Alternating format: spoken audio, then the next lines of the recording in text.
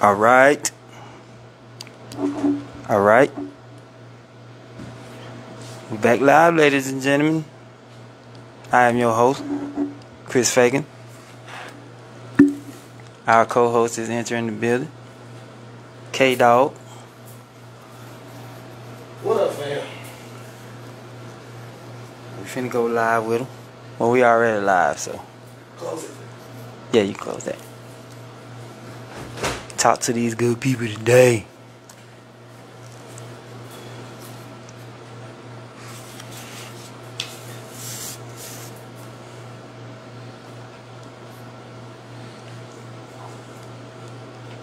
Oh yeah.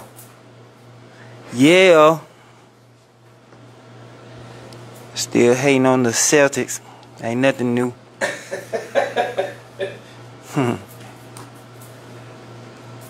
In here, my man representing today.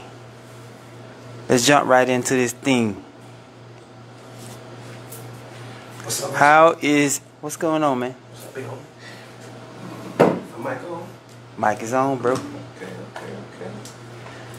How is your health?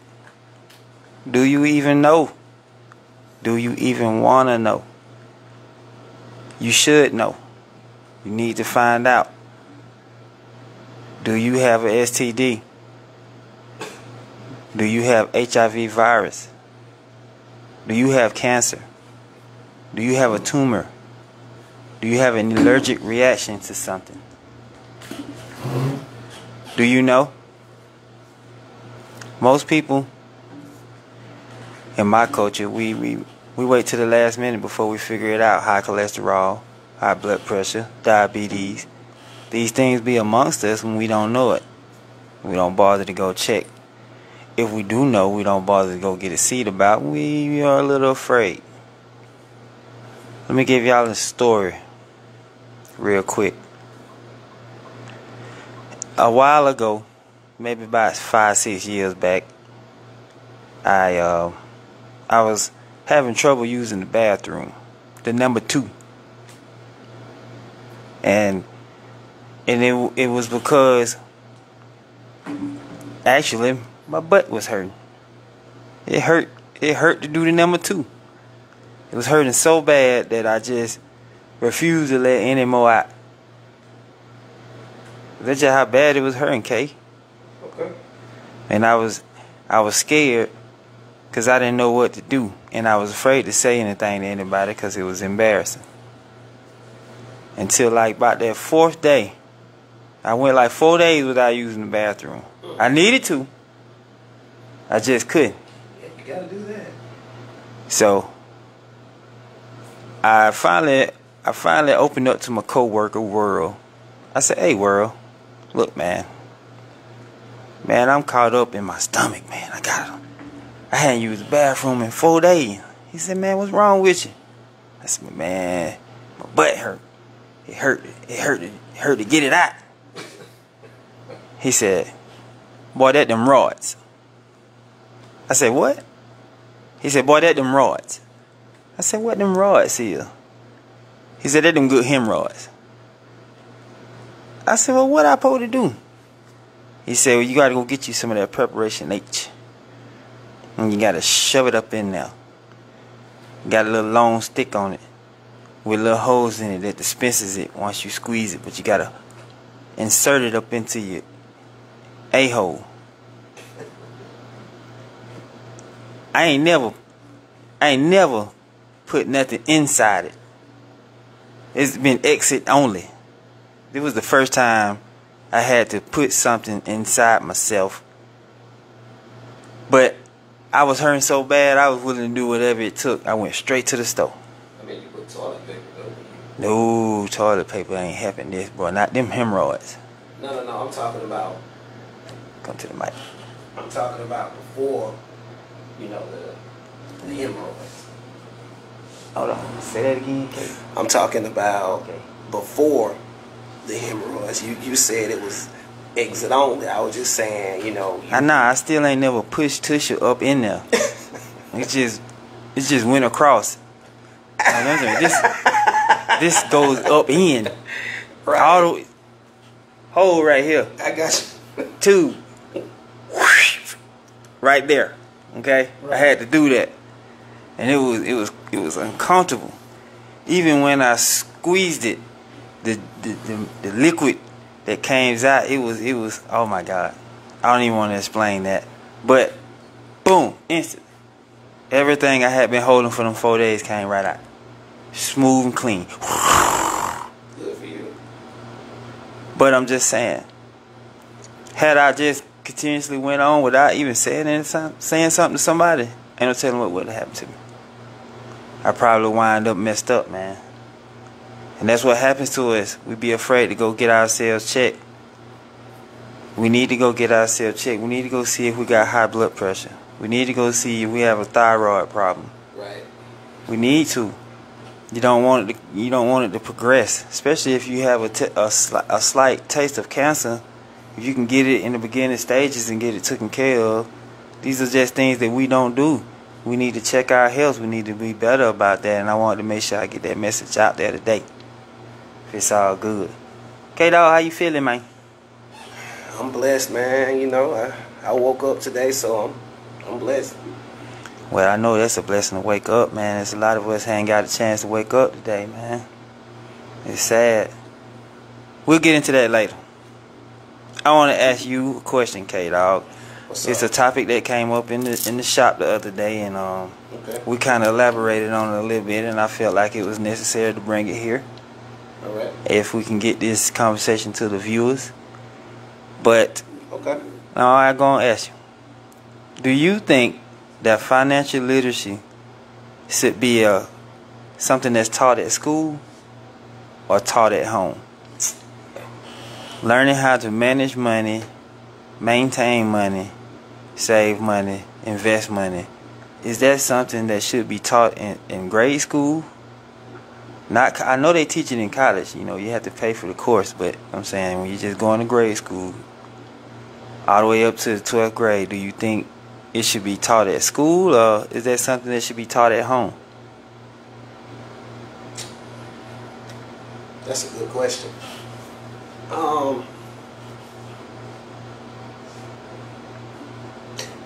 I think it should be taught at school. I guess it just depends on what kind of parents you got. You know, whether or not it'll be taught at home. You feel me? But both, if possible, but definitely at school. I think that's a vital. That's some vital information that, you know, people need to obtain at a young age. So, I feel like if financial literacy should be taught at school, then how to be mannerable in public should be taught at school. And once again, that's something else that should be taught at home. That's my point right there. Mm-hmm. That's my point right there.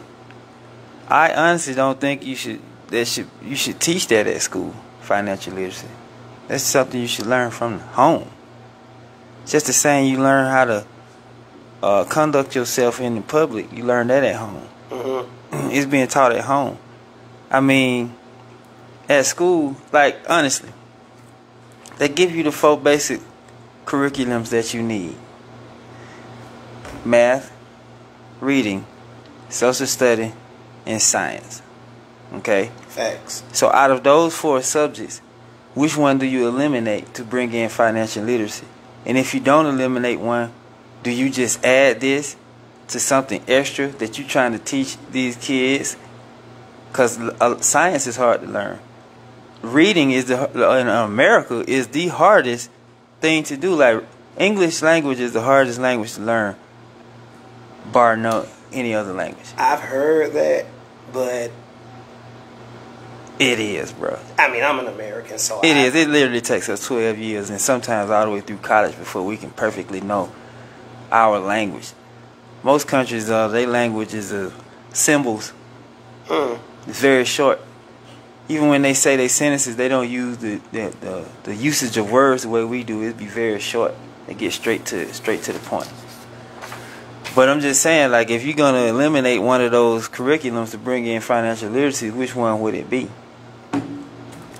And you can't.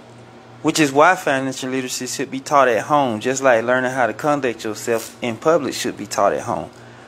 Children shouldn't get to school, and the teachers got to show them how to be still, show them how to be quiet, show them how to listen, show them how to pay attention. They should already be able to do that. I agree. That's how you learn the curriculum. I mean, you got math. You got 12 years of math. If you can count, subtract, add, multiply, divide, then you should be able to manage money. So if you at home and you see your parents saving money, being tight with money, they're not so loose with spending it, they're very careful, they're very collective with what they're doing with their money, you're going to pick that up. You're going to pick that up. But if it's vice versa, you're going to pick that up. Just like if you're not being taught how to be still, how to be quiet, how to pay attention at home, you're not going to know it at school. So I say, and a lot of people feel like financial literacy should be taught at school, but I just don't think it should be. I mean, you have people who don't know anything at school but know how to manage money. And they don't even teach you this at school. See what I'm saying? See what I'm saying? So I just don't think that it should be something taught at school. But if so, what curriculum do you take away? Do you take away PE? Do you add it into an elective course? I would say, like a elective extra course or whatever, because I don't think you should have to delete one of the main curriculums to implement financial literacy. Mm-hmm. So, but it's about being disciplined too. I've been accused by my family members being real stingy and tight with money, but it's just these accusations are true, ladies and gentlemen. Hey, I love y'all, but y'all know y'all give me a hard time, but these accusations are true, ladies and gentlemen. But I'm the type of person where But you don't have any children. No, I do not, thank God. So it's easy for you to do what you're doing with your money, because you don't have any children. Not saying that you don't help see about some. I know you got some little cousins and stuff that you help, but you don't really have any kids, so no. You have the right to be tight as you want to be with your cash. I just like to take care of my business first, make sure my bills are paid, caught up. Where did you learn that at? Honestly, not even trying to be funny, it was just something that just been in me, bro. I just never liked to spend money. I mean, even when I was a little kid, if I got some money, I put it up. Well, I ain't never been excited about spending money, but I ain't have a clue what I was doing with it until my family members talked me into learning how to do it. My father and all my cousins and uncles, like they was tight with it, like how they handled their money. So I picked that up from them. I noticed how they handled themselves, especially my father. He always advocated save your money, save your money, save your money. Yeah, no doubt. I don't think I started saving my money until I turned about 28 though. I was going through it. If I made it, I spent it, and it wasn't on clothes. It was just whatever. I got you. But I didn't learn how to manage money at school. I learned how to count money at school. Learn how to count it, subtract it, add it, multiply it at school, man. To learn how to alliterate money. I learned that at home. Yeah. Let's move on to a much more fun subject. I'm gonna call it fun. It's fun to me. I hope it's fun to you. I hope that you join in on this conversation, because I would like to know everybody's opinion on this subject matter. Please tap in one time. K-Dog. What's up, homie? You got the women that have started the journey of natural hair. Mm-hmm. whether it be afro, dreadlocks, or braids, cornrows, nice little curly froze with the little fades on the side. They get the little designs, you know. Right. Whether they take a hot comb and comb it and straighten that nappy stuff out. Then you have your women with the weaves. You got the small weave. You got the sew-in weave. You got the removable weaves. You got the big body weaves. Big body. Big body weaves. That's what I call them. They be swole. Okay. I can't even tell you how much they cost. It's like a car payment. What them big body weaves be costing. But anyway, where you at with that, K-Dog? Where do you stand? What is your most popular style that you? What's most attractive to you? What are you more attractive to? The women with the natural look or the women with the weaves?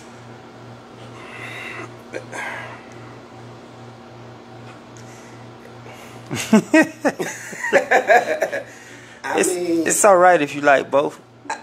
Yeah, I do like both, but I do like both because if I see an attractive woman with like some braids, that's sexy to me.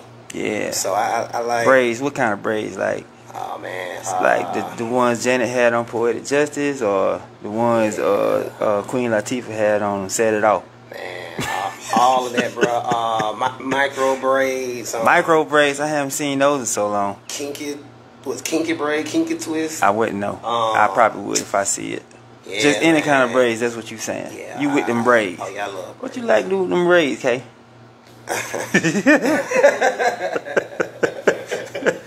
It just it adds to the fun.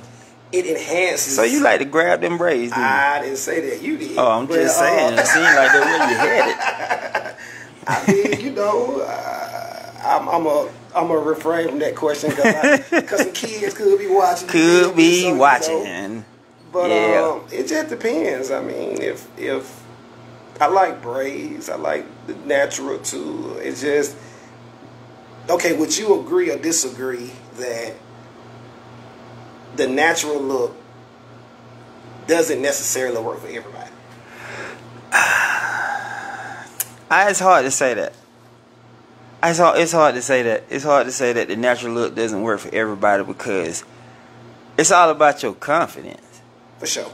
And there are a lot of women who want to try the natural look, but they are afraid to because they are so used to looking dolled up. They're not used to their natural beauty. And you still have a lot of guys who aren't attracted to women like that. So the women are worried about that. Whereas I stand, I love natural. Like, I'm most attracted to natural hair. I'm gonna stare at you if you got a natural hair look. Sure. I don't care if it's in a bob like Halle Berry and Boomerang. I don't care if it's a afro. I don't care if it's afro puffs. I don't care if it's dreadlocks. I don't care if it's a low Cecil. I don't care if it's a box. I don't care what it is. If it's your natural hair, I'm going to be most attracted to you the most. I'm just is. So you could date a female that has the Jada Pinkett, the current Jada Pinkett hairstyle. Yeah. Even though, like I said, I like the natural hair. Do Jada even have any hair? She got a little. It's just a little bit. It's like a fade. Yeah, I still rock with that. Yeah. I still rock with that. But let me say this. I ain't got no problem with them weaves. I don't. I love them. Especially the way they smell. They smell, is it? Yeah, I love the way weave smell. I don't know what that is about it, but when I smell it, I'm just like, boom. Instantly attracted. As soon as I smell it. I don't care what it is. You don't care what you put on it. I just love the way weave smell. I do. It has a certain aroma to it that you like. Yeah.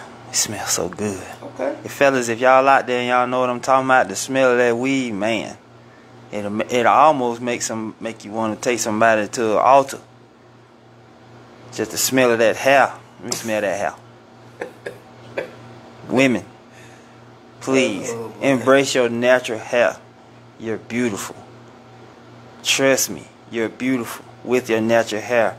Fellas, stop making these ladies feel some kind of way with their natural hair look. They don't look bad. Matter of fact, that's how they look when you wake up with them. That's how they look. But don't be mad at them weaves either. Especially if you kind of like to grab them, snatch them, pull them off. I mean, you know, sometimes the situation call for certain things. You feel me? I'm gonna leave that alone. Real quick. My co-worker Michael Smith and a couple of more guys, I think Jemani Browning, they are going to be doing a fundraiser. They're going to be buying a bus to take young athletes to places so that they can see things other than Thomaston. Show them how far they can really reach. A lot of kids around here really don't know how far they can reach because you be in your place and your community might not be encouraging you to reach farther than what you reach. Facts.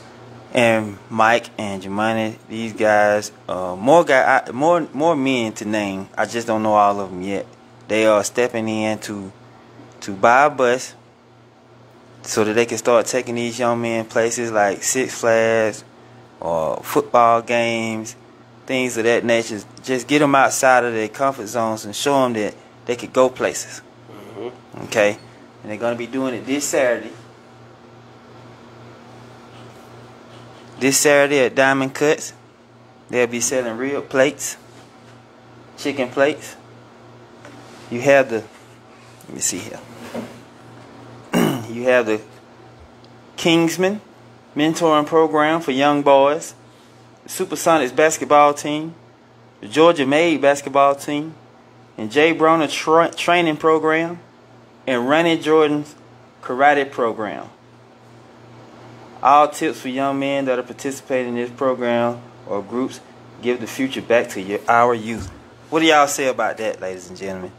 Make sure you come out this weekend, this Saturday, help raise money to get this bus to take these young men places so that they can see that their future is brighter than just this town. Thank you very much. That's what's up. That's what's up. Also, I will be doing a select 5. The only reason why I want to do 5 because it's seriously hard to concentrate on a large group and get them to learn what you need them to learn. Also, I only want to make sure that I have the most serious, driven children there are in this town or any other town. And I pretty much know who those kids are. I be around. I see who's serious. I see who's not. So if you get one of these, that means I have selected you to come out to my selective training. I'm going to be specifically working with different age groups. And it's going to be free. The reason why it's going to be free because if you're dedicated to your dream, then I can work with you. I don't want to charge money and just invite whomever because then everybody just start coming. And everybody ain't serious. Just because everybody got the money to pay for the training don't mean everybody want to do it. I only want to work with the serious kids. But listen, I'm not the only avenue to training. I'm really like the last, to be perfectly honest with you. If you really want to get some serious training, you need to look into A1 Skills. You need to look into EYA Sports. If you know Jemani, please contact them. These guys are serious. This is actually what they do. They build young guys up to be professional athletes. I'm not saying I don't do that, but that's not my professional field. That is their actual professional field. But I am offering to those who are driven, who may not have the money, resources, or the or the family support, if you will. I know who you are. I've had a couple of kids ask me already. I'm going to reach out to you, and we will start this training very soon. So keep that in mind. Be on the lookout for these things. I'm gonna be giving them to the kids who I know are serious and they're special talents, and they just want to build and work. I'm gonna show them how to work, and these are gonna be the days. It's gonna be Monday through Wednesday. 7 through 11 ages, from 12 p.m. Ages 12 through 17, it'll be 1 p.m. So keep that in mind. Alright? Let's move on. K-Dog. What's up? I got a question here that's gonna rattle your brain. It's gonna seem like the answer is about as simple as the question, but it's not. Okay. Okay? Someone approaches you with $1 million in all ones. Okay? All ones. $1 million. And he challenged you. However many ones you can carry, you can have. However many ones you can pick up and walk off with, you can have. How much money out of $1 million of all ones do you think you could walk away with and carry? Okay, so this is just a one-time thing, right? It's a one-time thing. Okay, so once I grab what I grab, I mean, you're giving to all you until you start walking off. You grab whatever you want to grab. Right. The moment you start walking off, that's it. That's it.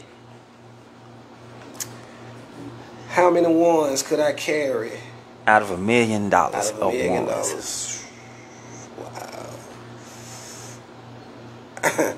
I don't know, but I would definitely try to get as many as I could.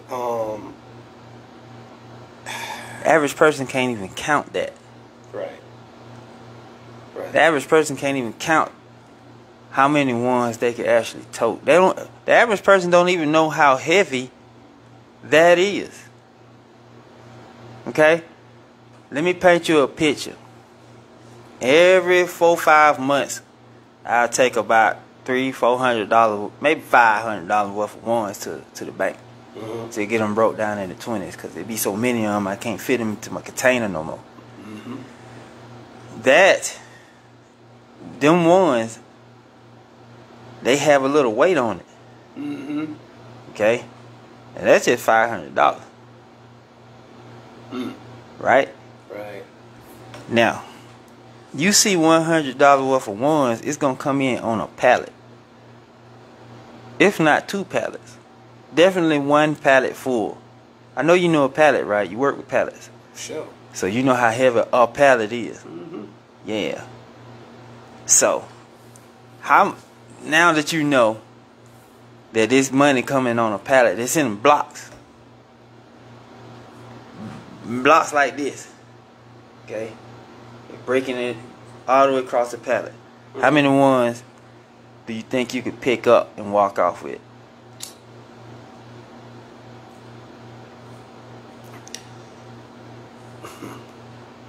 Let me ask you this.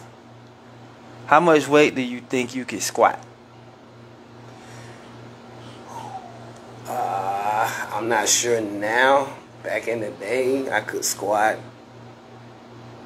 well over past 200. I mean, Past 200. Yeah, back 200 pounds. in my younger days, 200 pounds.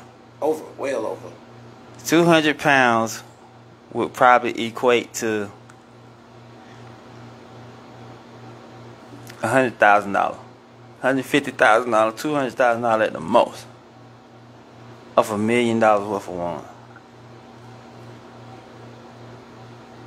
That's if somebody take 200 pounds of ones and stick it on your shoulder. Okay? That's just on your shoulder. That's 200 pounds on your shoulder. Now, you can strap a book bag with about 75,000. If not 75,000, 50,000 in a book bag. You got that on now. Mind you, still holding the 200 pounds worth of ones, which is at the most 200,000. You see what I'm saying? Okay. So now you probably got 250,000 on you. You probably get about 2 or 3 more blocks. If that. By now you probably got about close to 300 pounds on you. I know the average person said, man, I'm going to walk off with all of it. Nah, that's not happening. Nah, that's a lot of money. That's a lot of money. A lot of ones. A lot of weight. Yeah. Yeah. So if you out there and you think you can walk off with $1 million worth of ones, then you crazy. I feel like you're crazy. Me personally, I'm gonna ask is how many can I throw? Not carry. That'll be an even better challenge. But if you feel like you can carry it, you feel like you carry about 200,000, please comment in the bottom. I love the response to y'all comments. That was just something crazy. I wanted to ask y'all and ask K-Dog, see how he felt about it, because I don't think a lot of people pay attention to how heavy money can be. It seems like it's easy to walk off with $1 million worth of one, but it's not. I mean, like a dollar bill or 20 or whatever. Like it's not heavy, but when it's a lot of it, yeah. You could take a wad of money and throw it at a joker, hit him in the mouth, and knock one of his teeth out. I mean, that can happen. If it's thick enough. Oh yeah. All right, guys. Before I wrap it up, I just want to let y'all know once again, I'm glad y'all came to view us. If you missed it live and you watched it later, I'm glad you came back to watch it later. Please comment in it. I love to respond to the comments. Before I wrap it up, I want to speak on something very serious, and I hope I could touch some people or reach some people when saying this. But my question is, does Black Lives Matter anymore? Did it ever matter? Or even better question, does any lives matter at this point in time? Did it ever? The reason why I asked this question is because just 2 years ago, we was in the middle of the street, rioting, doing the most, for good reason, because we was upset with what had happened to Mr. Flowers, Mr. Floyd. I mean, it was epic. Plus, we had been in the house for a while because of the pandemic, and we just blew up in rage, and we started a Black Lives Matter campaign, and that campaign alone started a division in cultures. If there wasn't already a division, like there was some blurred lines between us, those lines were erased, and it was definite we was on sides. But I never knew which side to be on because I knew what was transpiring in our communities. And it's getting worse. It's getting worse. And I'm trying to figure out, does Black Lives Matter? And if they do, like, what time of the day? What time of the day does Black Lives Matter? Because we need to know this. It's starting to look like it's no time for Black Lives Matter. And I'm wondering if we still feel like the police is a more serious issue, or is it just us? I also ask this question because I want to know from the average person, can you be a police officer in today's world? Can you work on the police force? Can you respond to a call where a shooting has happened or a murder has taken place or a riot has broken out? Can you be a police officer? And if your answer is no, then, you know, don't get me wrong, I'm not trying to let the police officers who have done the wrongful doings over the past few years, I'm not trying to give them a break. By far, I'm not. But what I'm saying is, just like it's some of us, it's some bad cops. Thanks. Just like it's some good, some of us, it's some good cops. Thanks. Because when we was talking Black Lives Matter, there was a police issue. It was a police issue, and we even considered defunding the police. Now, I still don't disagree with that, but I don't think that the police is still our focal point on what our real problem is when it comes to Black Lives Matter. If you're owner of a gun and you bought your gun because you feel like you need to have it for protection, that's fine, and I understand that. But I also want to know, out of all the gun shootings that have taken place, which one of those were in defense? Which one of those was in protection? Who was those people protecting themselves from? And I know like 95% of the shootings that have taken place, all of them has been inflicted. None of it has been a protection issue. So I just want to know, to the world, especially Black lives, does Black lives matter? Does it matter anymore? Or did it ever matter? Because this is what you'll ask yourself before you decide to take another one of your kind out. Because if you look at the numbers, it's a landslide of how many of us have taken ourselves out versus the police. I for one still look forward to having police when I'm in danger. I need to be able to, call the police, but to the police, please exercise the idea of your own children before you take somebody else's child. And I say the same thing to us. We killing somebody else's children, somebody's father, somebody's mother, somebody's auntie, somebody's uncle. And they need them. And we just vicariously taking them out for our own personal interest. That's not right.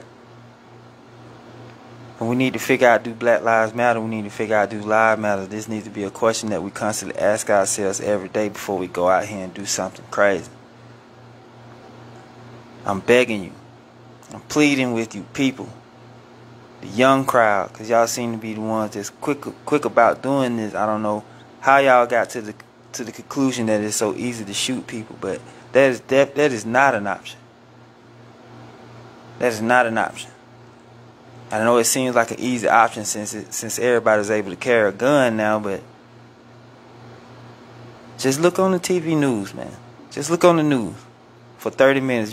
15 minutes. You ain't even got to look at all of it. You'll be disgusted. It's like it ain't no more good news to report. So I just want to know, out there to you people, I hope I get this message expanded across the world. I hope everybody start asking this question on their podcast. If it's 1 million podcasts, I hope 1 million podcasts ask this question. Do these lives matter? No matter what the color is. And also, too, if I may chime in. Please. It just seems like Black Lives Matter when, and I hate to say this, but it seems like Black lives only matter when a black life is taken by someone of the opposite race. Like if a white police officer or a white man kill a black person, then it's Black Lives Matter. But if,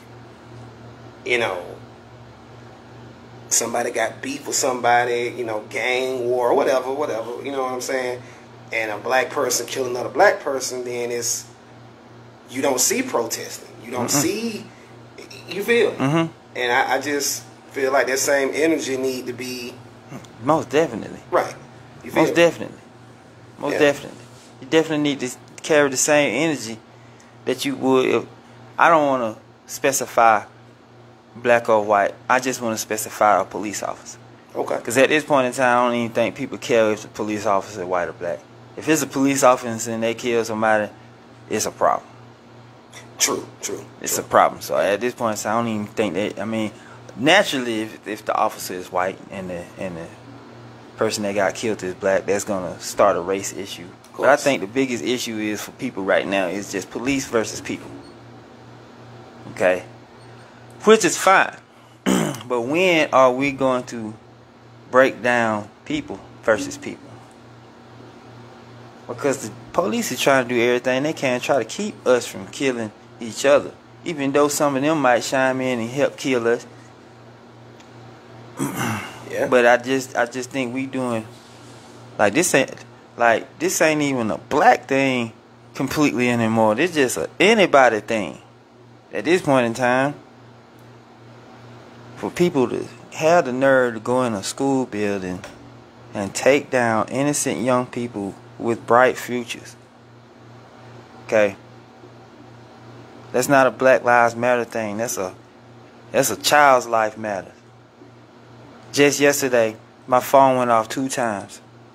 2 different child abductions in the same day. Come on, man. All these lives matter, man. And one, excuse what me. What are we getting into? And one of them was killed. 1 year old. I think she was murdered. A 1-year-old? Mm-hmm. By her own father.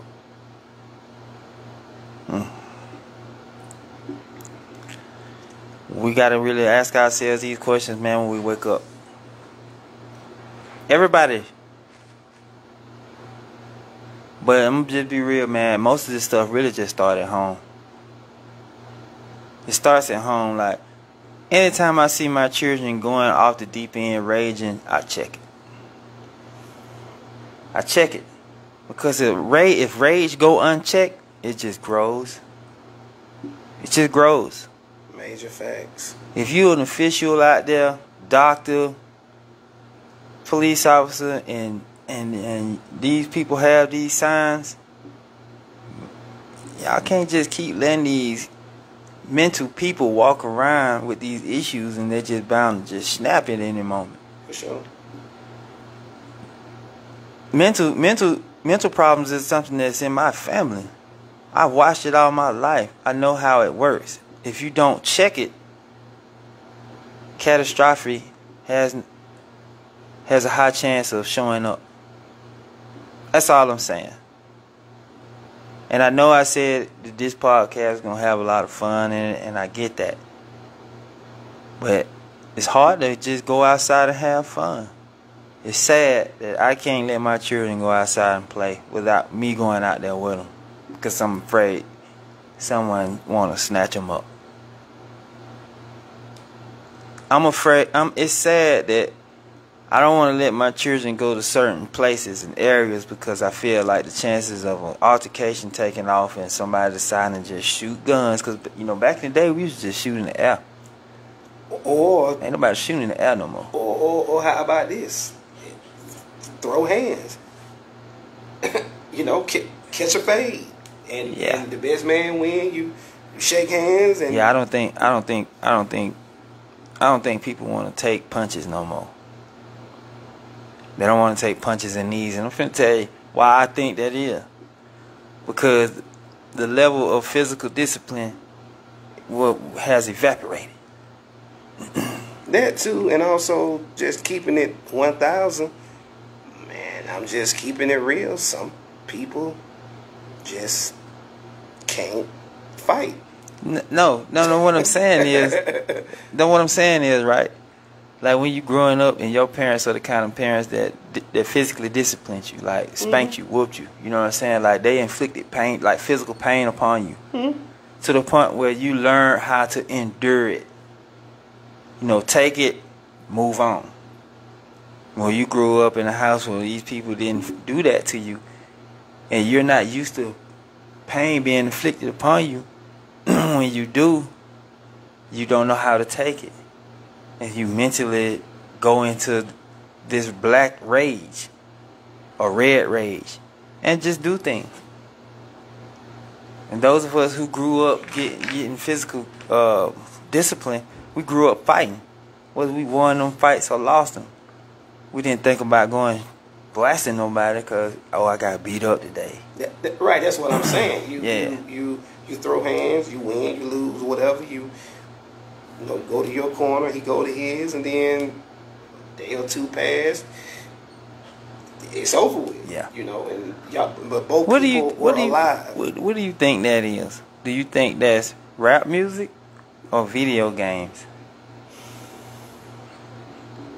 I mean, because you got a lot of games, the object is to shoot people.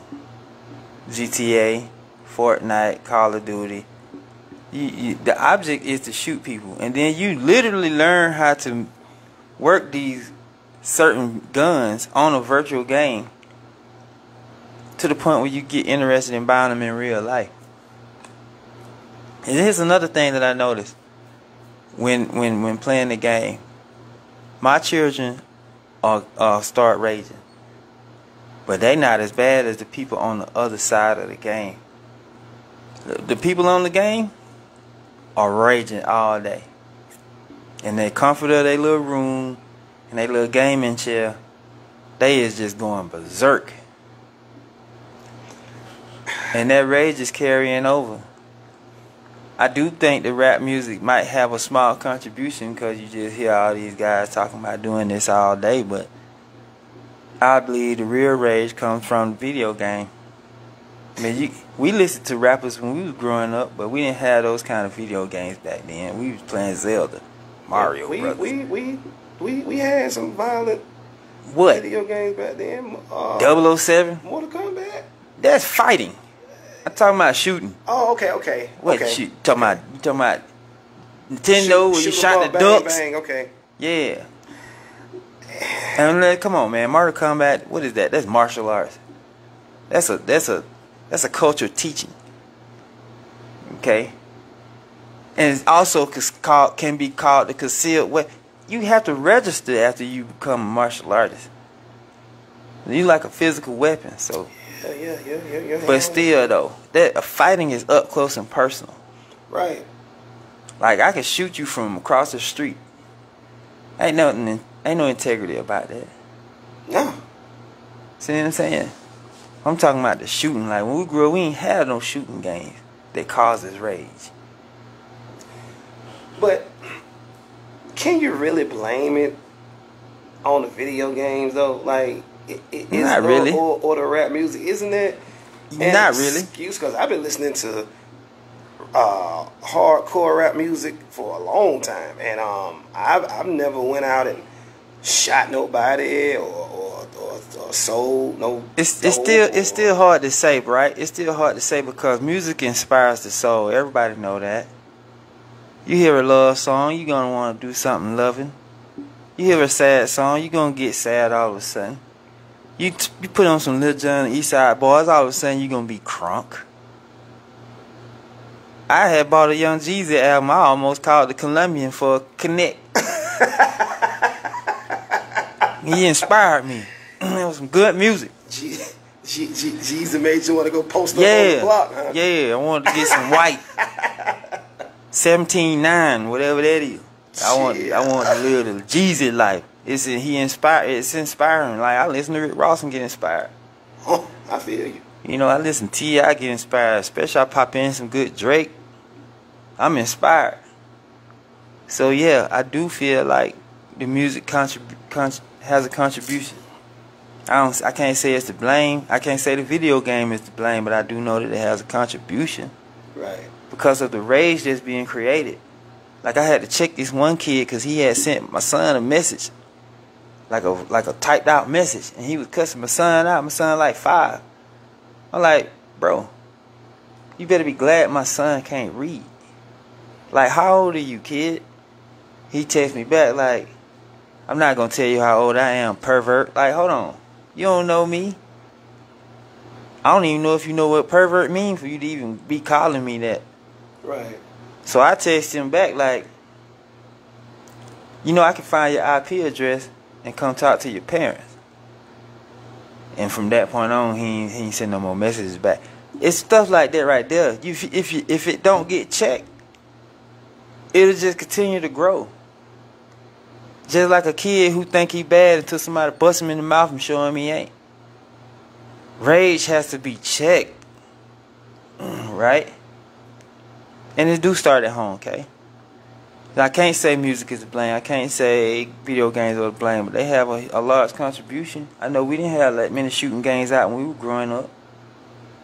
It was just like beat some kind of level, get to the next level, type stuff. You know what I'm saying? But man, we need to figure out if these lives mattering, cause it's scary out here. Can't joke with nobody no more.